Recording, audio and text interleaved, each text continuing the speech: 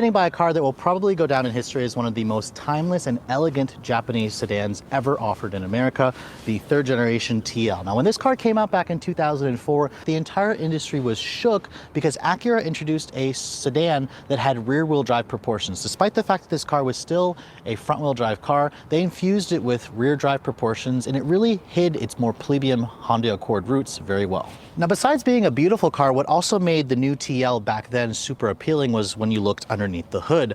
A lot of the German competition offered pretty decent horsepower figures back then. However, Acura, they introduced a 3.2 liter V6, which was the same as the previous generation, but now it made 270 horsepower in the base version. So now the car had 10 more horsepower versus the old high-performance Type S models. Now, the one thing Acura also introduced was all new transmissions. The 5-speed automatic had been beefed up. It shared no lineage to the previous generation, which was suffering from transmission problems.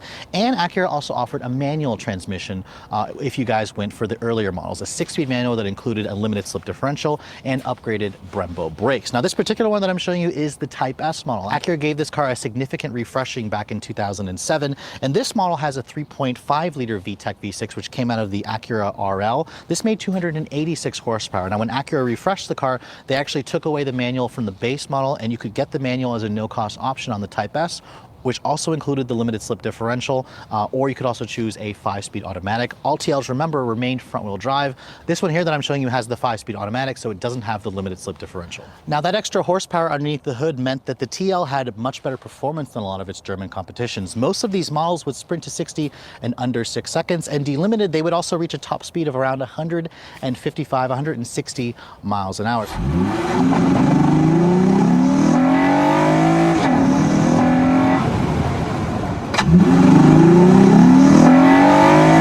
So this was very strong performance back then. It allowed this generation TL to become the best-selling version of the TL, with Acura selling about 79,000 units in 2005, which again made it the best-selling luxury sports sedan in the States. In total, Acura managed to move around 332,000 of these TLs, which again makes this the best-selling of all the TL generations, and it's why a lot of people are still looking for these in the used car market. This particular Type S that I'm showing you here